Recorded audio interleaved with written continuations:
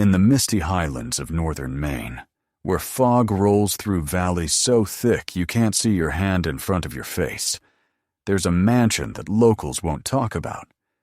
The Ashford Estate, built in 1897, sits on 500 acres of land that nobody dares to purchase, even though it's been abandoned for over a century.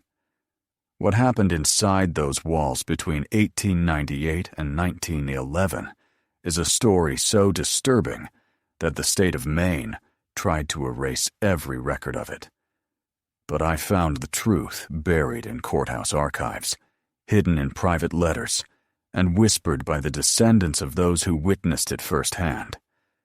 This is the story of Victoria and Edmund Ashford, royal cousins whose obsession with preserving their bloodline created something that shouldn't exist.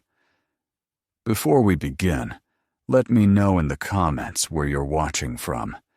And if you're new here, hit that subscribe button because stories like this don't stay buried for long.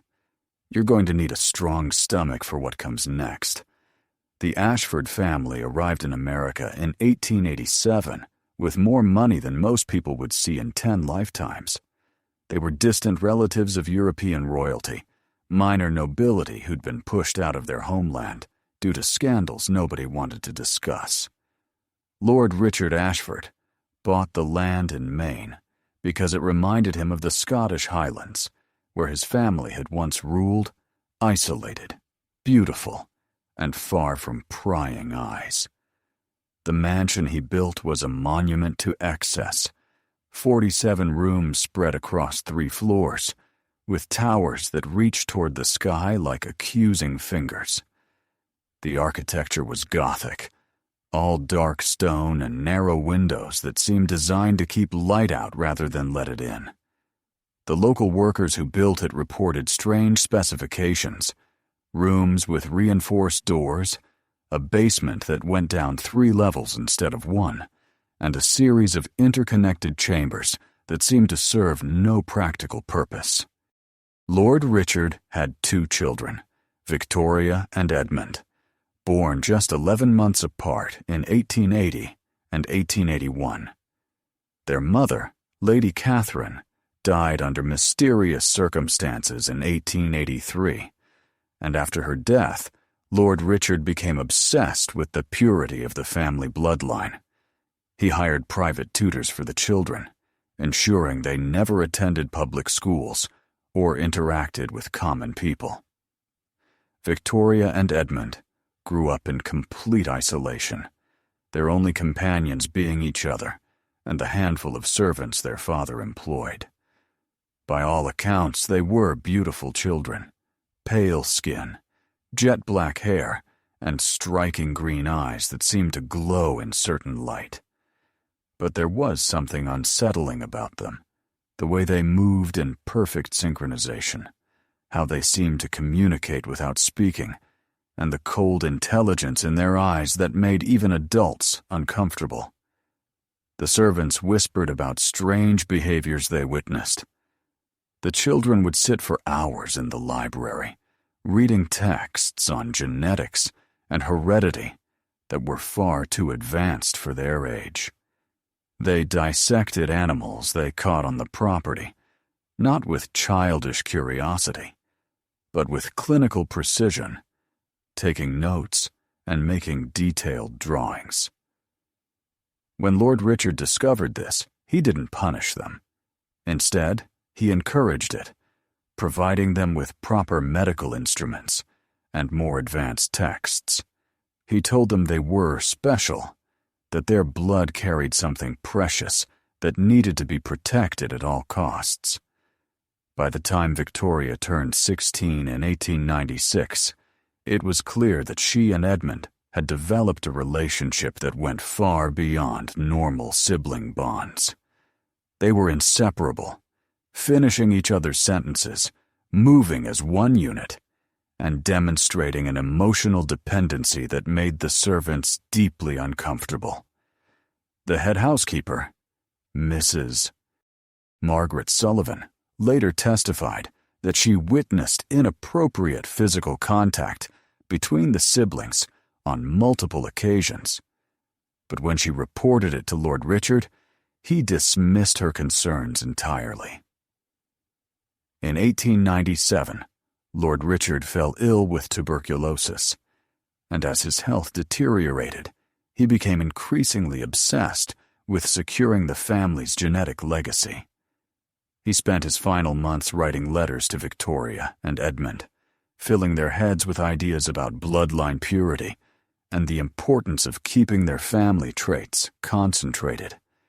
He told them that mixing with common blood would dilute the special qualities that made them superior.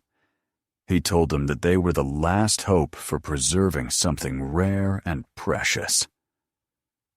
Lord Richard died in January 1898, leaving the entire estate to Victoria and Edmund jointly, with the stipulation that they must never sell the property or allow outsiders to live there. The will was witnessed by the family attorney, Robert Blackwood, who later admitted he had serious concerns about its provisions, but felt legally bound to execute it.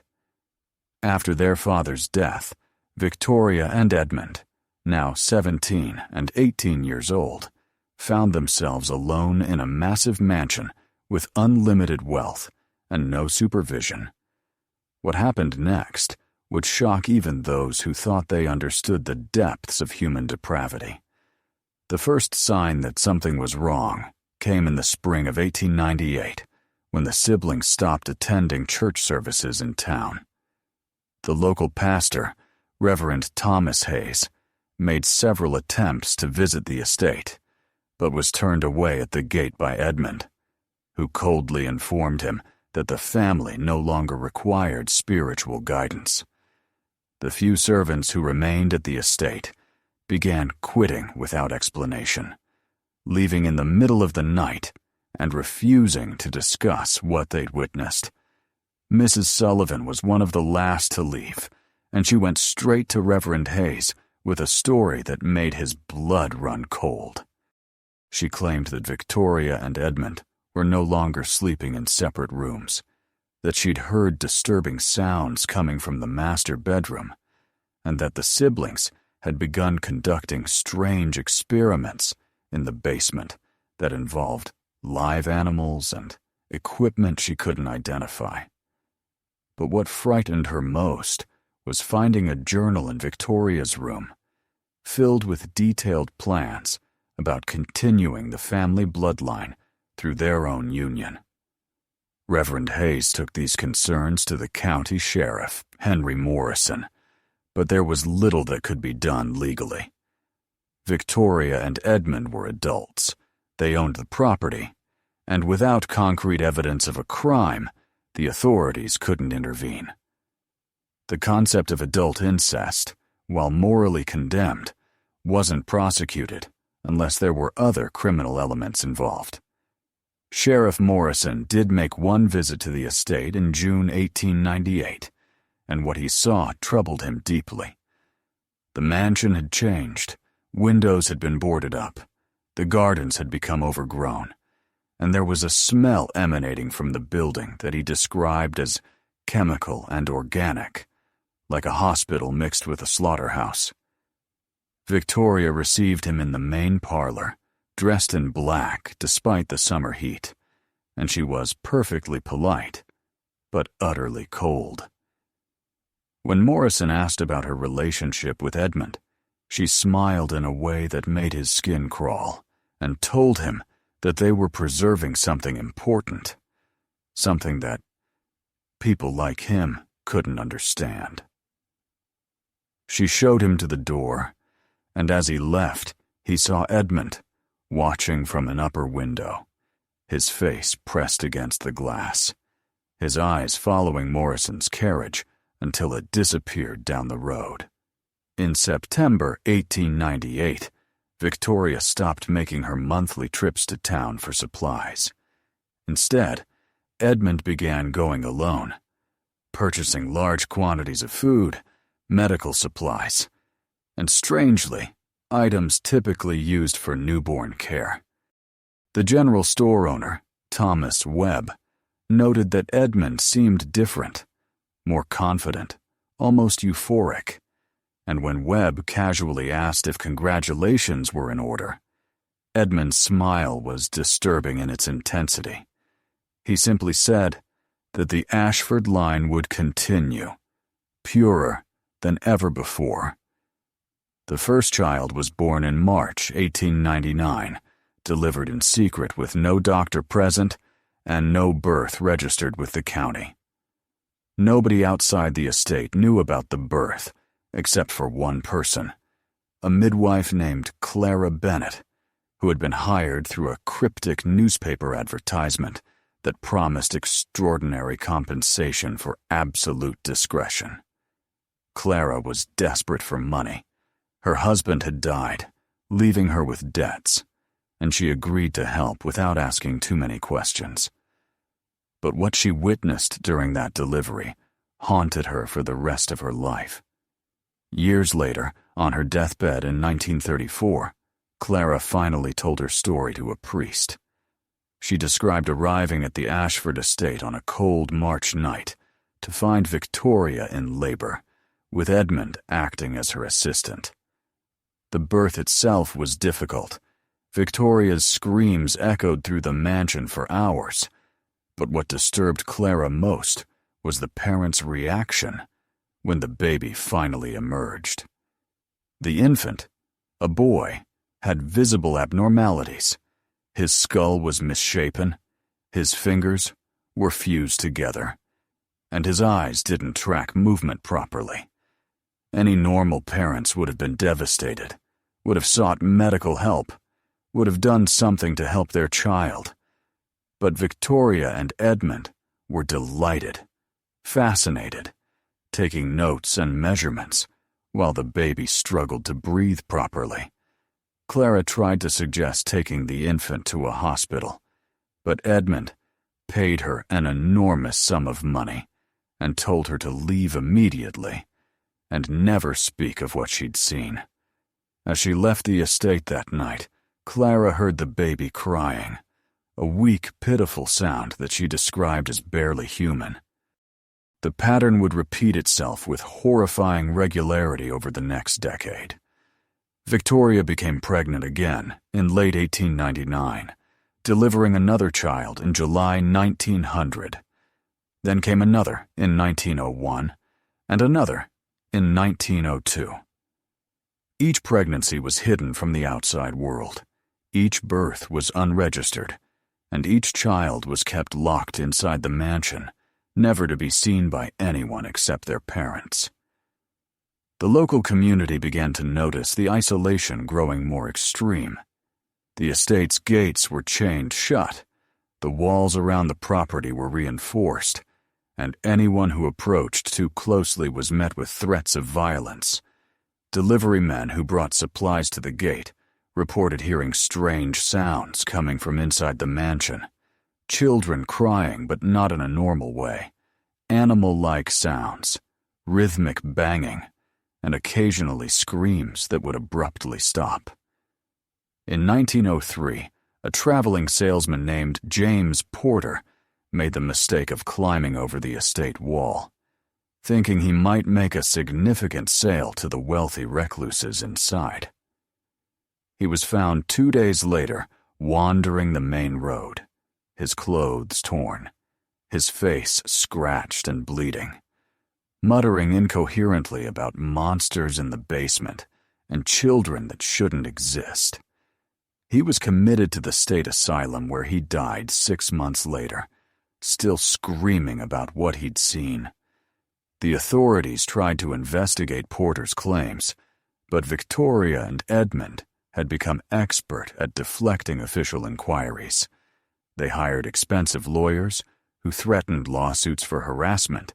They made strategic donations to local politicians, and they presented themselves as eccentric but harmless recluses who deserved their privacy. By 1905, 7 years after Lord Richard's death, it was estimated that Victoria had given birth at least 6 times, possibly more. each child was the product of the incestuous relationship between the royal cousins, and each carried the genetic burden of that union. But Victoria and Edmund didn't see it as a burden. They saw it as an experiment, a study in what happened when bloodlines were kept absolutely pure. They had transformed the mansion's basement into something between a medical laboratory and a prison, creating individual cells for each child, maintaining detailed records of their development, and treating their own offspring as scientific specimens rather than human beings. The local physician, Dr. Nathan Cross, became suspicious when Edmund began purchasing massive quantities of medical supplies and specialized equipment. In 1906, Dr. Cross made an unannounced visit to the estate, claiming he was conducting a public health survey.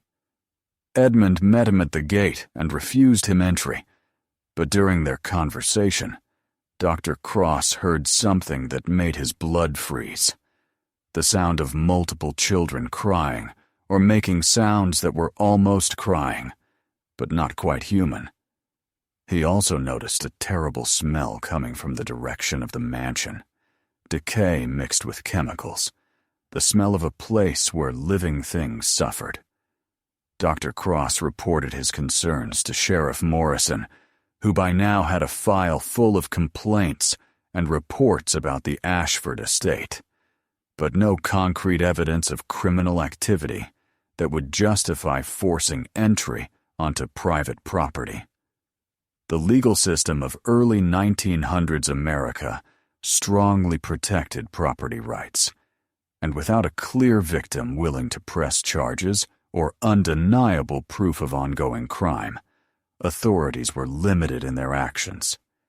But fate was about to force the truth into the light in a way nobody could have anticipated. In October 1907, a massive storm hit the Maine coast, bringing torrential rain that lasted for 3 days.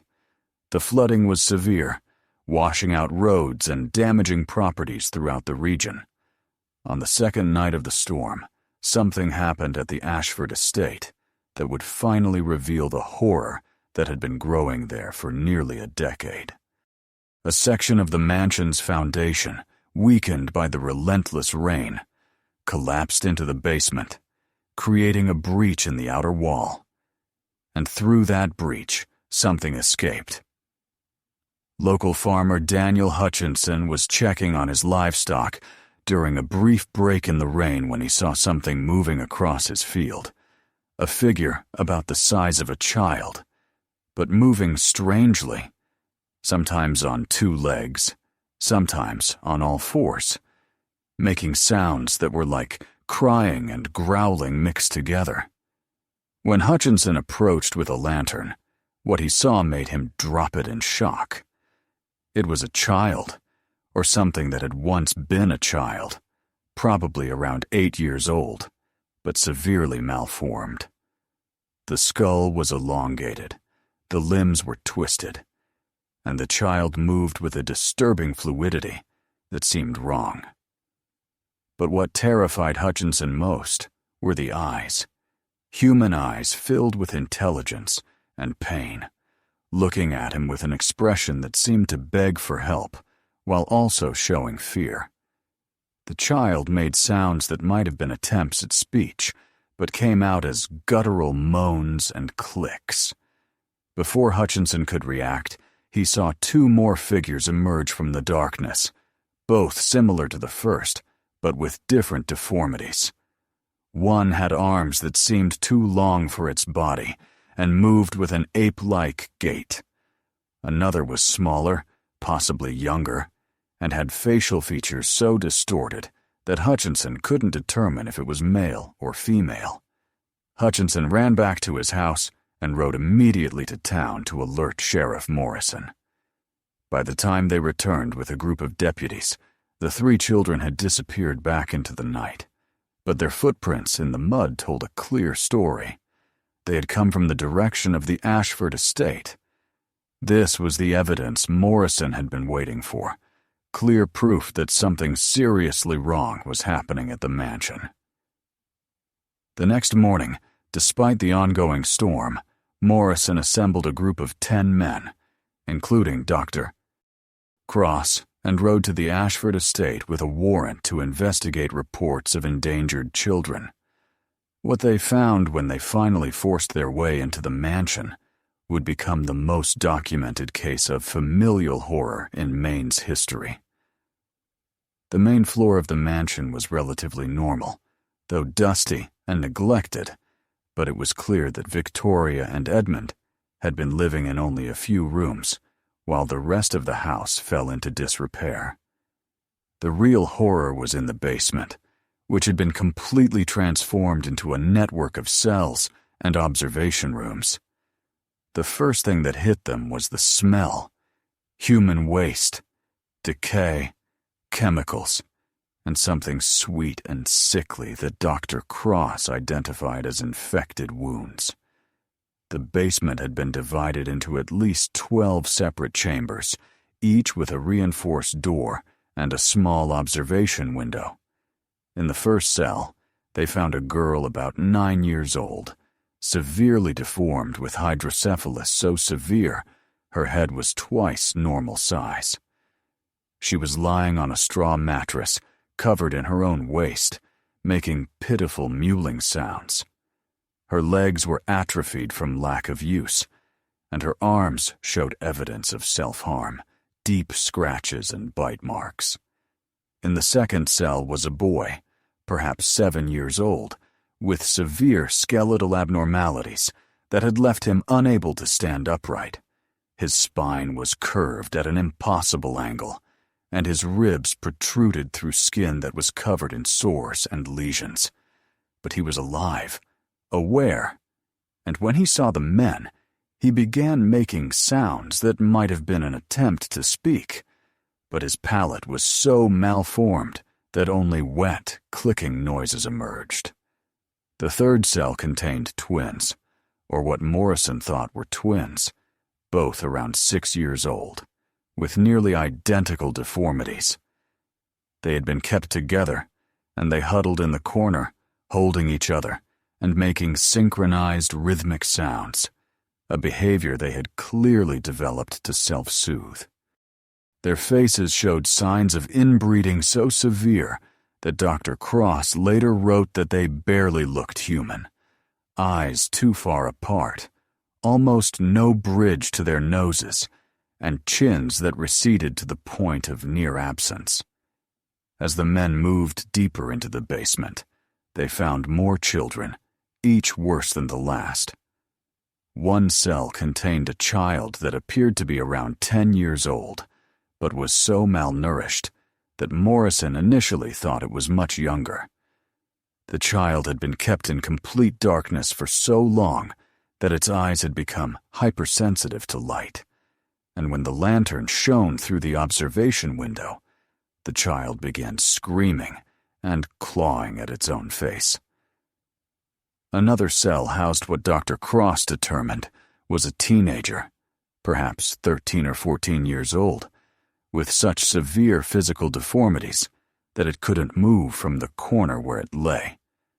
The child had multiple limbs that hadn't fully separated during development, creating a horrifying tangle of extra arms and legs. But it was alive, conscious, and clearly in constant pain. The most disturbing discovery was in a cell at the very back of the basement. Here they found a child that appeared to be the oldest, perhaps 15 years old, who had been kept in complete isolation since birth. This child had developed behaviors that were more animal than human, eating from a bowl on the floor, sleeping in its own waste, and responding to stimuli with pure instinct rather than reason. But in its eyes, Morrison saw intelligence, awareness, humanity trapped in a body and mind that had been destroyed by years of neglect and the genetic catastrophe of its conception. In total, they found 11 living children in the basement, ranging in age from approximately 3 years old to 15. 3 others were missing, the ones who had escaped during the storm.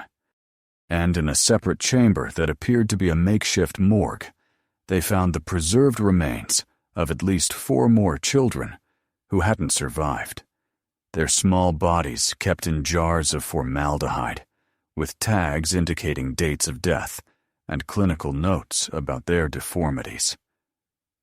Victoria and Edmund were found in an upstairs study, calmly taking notes in leather-bound journals. They didn't try to run or hide. They didn't show any fear or guilt. Instead, they seemed annoyed at the interruption, as if the sheriff's men were disturbing important work. The study was filled with documentation, charts tracking each child's development, detailed anatomical drawings, photographs that made even hardened lawmen turn away in horror, and page after page of notes written in neat handwriting that described the children as specimens, experiments, and subjects. Victoria's journals were particularly chilling.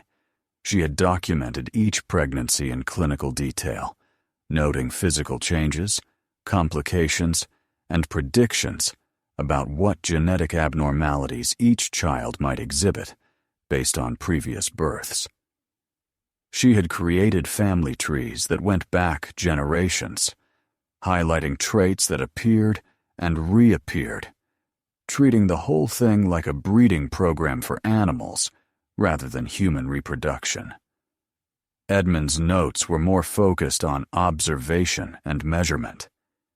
He had recorded the children's physical development with scientific precision, noting when they achieved certain milestones or failed to achieve them, documenting their responses to different stimuli, and even conducting crude experiments to test their cognitive abilities and pain thresholds.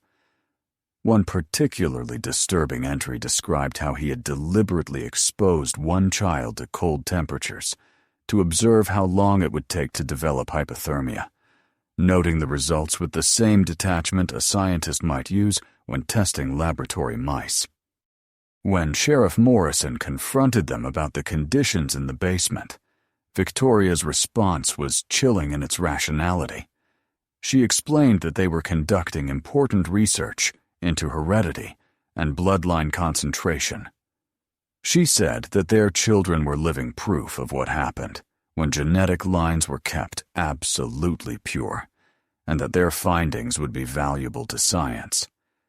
She didn't see herself as a monster or a criminal.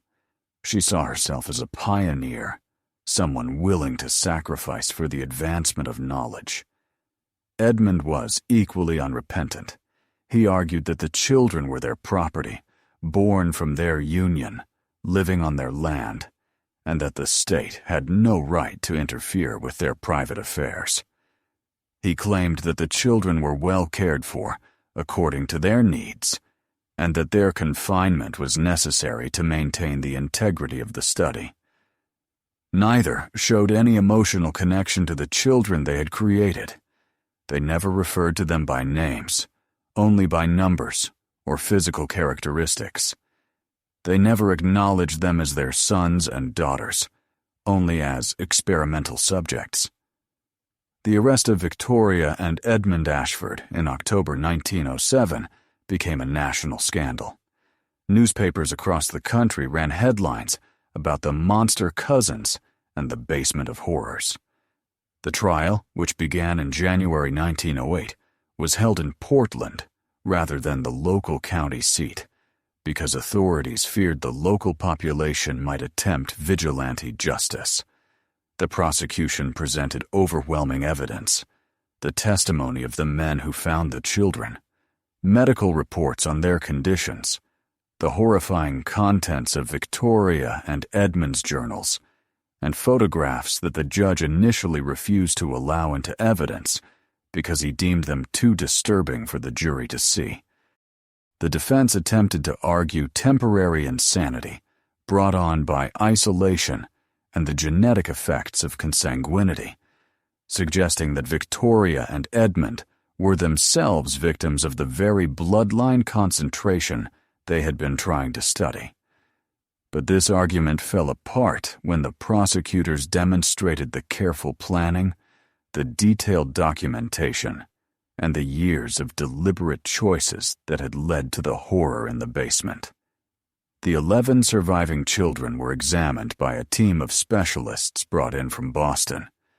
Their medical reports painted a tragic picture of what happens when genetics go wrong and when children are treated as objects rather than human beings. The oldest child, approximately 15 years old, had been so damaged by years of isolation and neglect that doctors believed recovery was impossible. The child had developed a series of behaviors that were more consistent with feral animals than human beings, and attempts to teach basic communication resulted in violent self-harm. The child was eventually placed in a specialized institution where it lived for another 11 years, never speaking, never showing recognition of people, existing in a state somewhere between human and something else entirely. The twins, around 6 years old, were placed together in a care facility because attempts to separate them resulted in complete psychological breakdown. They had developed their own form of communication that excluded everyone else, a mixture of sounds, gestures, and telepathic-seeming understanding. They never learned to speak English, never integrated with other children, and lived in their own private world until they died from complications related to their genetic conditions at age 19. The child with the severely enlarged head lived only 3 more years after rescue, dying from complications that doctors had predicted from the beginning.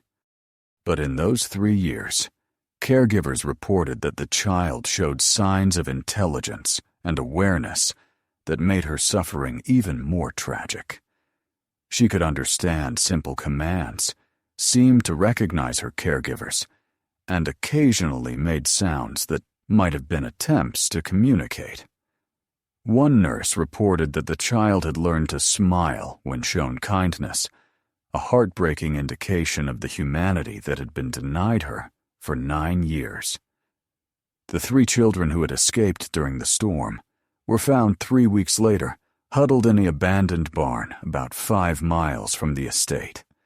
They had survived on scraps and instinct, reverting to purely survival behaviors. When they were caught, they fought violently, biting and scratching, before being sedated and removed. These children were placed in specialized care, but like the others, they never fully recovered from their early years. They learned some basic self-care skills, developed limited vocabulary, but remained profoundly damaged by the genetic catastrophe of their conception and the horror of their childhood. Of the 11 children rescued from the basement, only 1 lived past the age of 30, a girl who had been one of the youngest and thus had spent less time in captivity. She was adopted by a family in Vermont who specialized in caring for children with special needs. She never learned to speak beyond a few dozen words, never developed normal social skills, but she did learn to show affection and seemed to find some measure of peace in her limited life. She died in 1941 at age 37, making her the longest-lived of all the Ashford children. The trial of Victoria and Edmund Ashford lasted 3 weeks and resulted in convictions on multiple counts of child abuse, unlawful imprisonment, and 4 counts of criminally negligent homicide related to the dead children found in the basement. Because Maine had abolished the death penalty in 1887, they were sentenced to life imprisonment at the Maine State Prison. Victoria was separated from Edmund for the first time in their lives, placed in the women's section while he went to the men's section. The separation devastated both of them. Victoria fell into a deep depression, refusing to eat and spending hours staring at walls. Edmund became violently agitated, attempting to find ways to communicate with her and threatening guards who prevented it. They exchanged letters for a while, but these were eventually prohibited when authorities read their contents and found them filled with continued scientific observations and plans for how they might resume their work if ever released. Victoria died in prison in 1924 at age 44 from tuberculosis, the same disease that had killed her father. Her last words, according to the prison chaplain, were not expressions of remorse or pleas for forgiveness. Instead, she asked that her journals be preserved for future scientists who would understand the value of her research. Edmund survived until 1937, spending 30 years in prison. He never showed remorse, never acknowledged that his actions were wrong, and maintained until his last breath that he and Victoria had been conducting important work that society was too narrow-minded to appreciate. He died from a heart attack at age 56, alone in his cell, clutching a small photograph of Victoria that he had somehow managed to keep hidden from guards for over a decade. The Ashford estate was seized by the state of Maine and became the subject of intense public interest. Thousands of curiosity seekers tried to visit the property, and for a brief period in 1908, the basement where the children had been kept was opened for supervised tours, with proceeds going to fund medical care for the surviving children. But the tours were quickly discontinued when it became clear that people were treating the site more as a circus attraction than a place of tragedy and horror. In 1909, the state attempted to sell the property, but nobody would buy it. The mansion had become synonymous with evil, and superstitious locals claimed that the place was cursed. There were reports of strange sounds coming from the building at night, the cries of children that shouldn't be there, and lights moving through empty rooms. By 1912, the mansion had fallen into severe disrepair, vandalized by thrill-seekers and damaged by weather. In the winter of 1915, a fire of unknown origin destroyed most of the structure, leaving only the stone foundation and parts of the outer wall standing. The local fire department responded, but made only minimal efforts to save the building, many firefighters later admitting they were glad to see it burn. After the fire, the property sat empty and overgrown for decades. The basement, partially collapsed but still accessible, became a destination for brave or foolish teenagers who dared each other to spend time in the place where the Ashford children had been kept. Multiple accidents occurred over the years as the structure continued to deteriorate, and in 1952, after 3 teenagers were injured when a floor collapsed, the state finally filled in the basement with concrete and erected a fence around the entire property. Today, the Ashford estate is a heavily overgrown piece of land that most locals avoid. The few remaining stone walls are covered in ivy and graffiti, and the filled-in basement has become a local legend, a place where people claim to experience strange phenomena. Paranormal investigators have repeatedly requested permission to study the site, reporting unusual electromagnetic readings, unexplained sounds, and photographs that show strange shadows and shapes. Some visitors claim to hear children crying when they stand near where the basement used to be.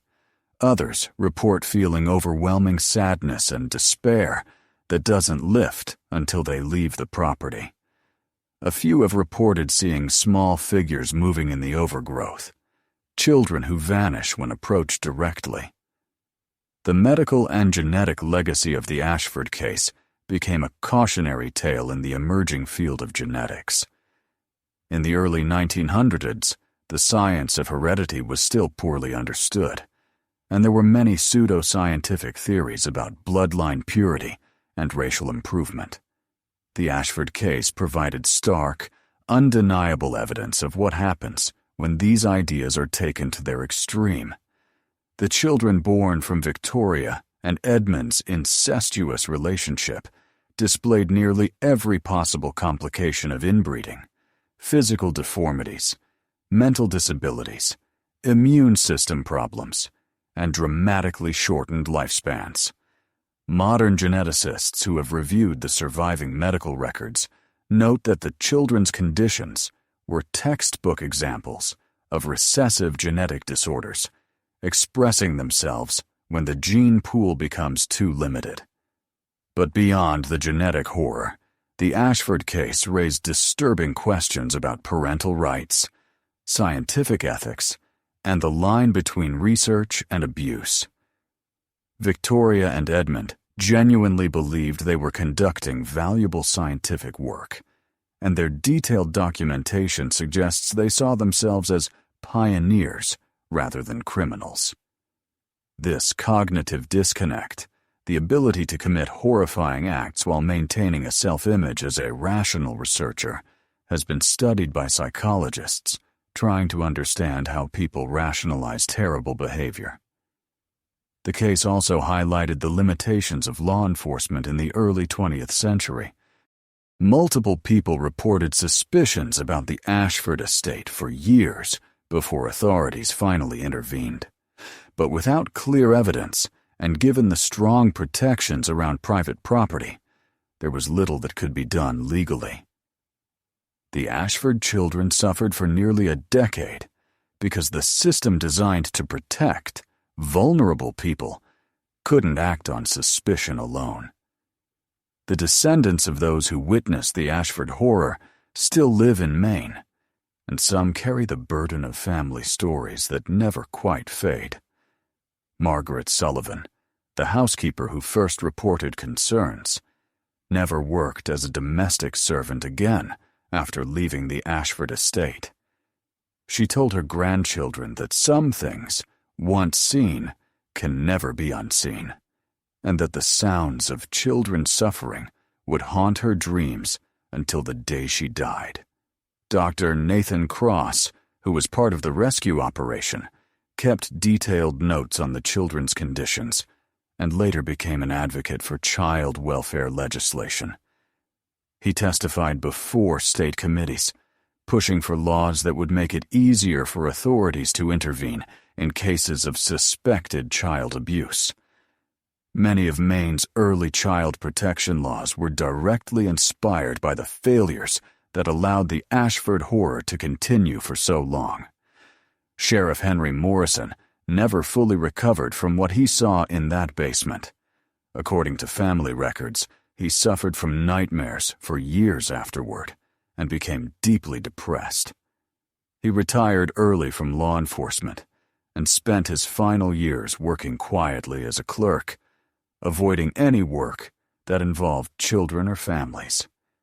He told his son that the Ashford children had taught him that humans were capable of depths of cruelty he had never imagined, and that evil wasn't always obvious or dramatic. Sometimes it wore the face of rationality and science. Sometimes it justified itself with logic and reason. And sometimes the worst monsters were those who truly believed they were doing nothing wrong. The legend of the Ashford estate has been told and retold for over a century now, often exaggerated and sensationalized, but the core truth remains undeniably horrible. Two people who should have known better, who had education and wealth and every advantage, chose to treat their own children as experimental subjects. They created life not out of love, but out of scientific curiosity and obsession with bloodline purity. They kept their offspring in conditions that would be considered cruel for animals, let alone human beings. And they documented it all with chilling precision, never once acknowledging the monstrosity of their actions. Perhaps the most disturbing aspect of the Ashford case is how it reveals the danger of ideology overriding empathy, of intellectual curiosity without moral boundaries, and of isolation that allows terrible acts to continue unchecked. Victoria and Edmund convinced themselves that their work was important, that their children's suffering was justified by the knowledge gained, and that they were martyrs to scientific progress rather than criminals committing unthinkable acts. They built their horror one rational decision at a time, each step seeming logical within their twisted worldview, until they had created something that shocked the conscience of an entire nation. The children, those who survived and those who didn't, are the true victims of this story. They were brought into the world not as wanted sons and daughters, but as data points in a perverse experiment. They never experienced normal childhoods, never knew parental love, never had the chance to develop their full humanity. The genetic burden they carried was compounded by years of neglect, abuse, and treatment as objects rather than people. Some lived only a few years, others lasted into adulthood, but all carried the scars of their conception and imprisonment until their deaths. In the forests of Maine, where the fog still rolls thick through valleys and the wind whisper through ancient trees, the Ashford estate stands as a reminder of humanity's capacity for rationalized evil. The mansion is gone, burned away decades ago, but the land remembers. The earth holds the echoes of what happened there, and those who visit report feeling the weight of that history, a heaviness that settles over everything like the fog itself. The story of Victoria and Edmund Ashford forces us to confront uncomfortable truths about the limits of scientific inquiry, the importance of ethical boundaries, and the necessity of intervention when vulnerable people are suffering. It reminds us that intelligence without compassion can be more dangerous than ignorance, and that some of history's worst atrocities have been committed by people who thought they were advancing knowledge or preserving something valuable. The royal cousins who thought they could create perfection through pure bloodlines instead created monsters, not in the supernatural sense, but in the very real sense of children whose bodies and minds were warped by genetic catastrophe and whose humanity was denied by the very people who should have protected them. The real monsters weren't the children struggling to survive in that basement. The real monsters were the educated, intelligent, rational adults who put them there and kept them there, documenting their suffering with scientific detachment while never acknowledging their own monstrosity. That's what makes this story so disturbing. Not supernatural evil or incomprehensible madness, but rational, deliberate, documented cruelty carried out over years by people who never saw themselves as villains. The Ashford estate may be gone, but its lesson remains that isolation enables evil, that ideology can override basic human decency, and that the worst horrors are often created not by obviously evil people, but by those who convince themselves they're serving a higher purpose. If this story has left you questioning what other secrets might be hidden in forgotten places, make sure you hit that subscribe button and turn on notifications, because we dive deep into true horror every single week. These are the stories that refuse to stay buried, the legends that carry real warnings, and the historical nightmares that remind us why we must stay vigilant. Drop a comment telling me what you think happened to the 3 children who escaped that night, and whether you believe the reports of paranormal activity at the site. Your support keeps these forgotten stories alive. Until next time, stay safe, and remember that sometimes the most terrifying monsters are human.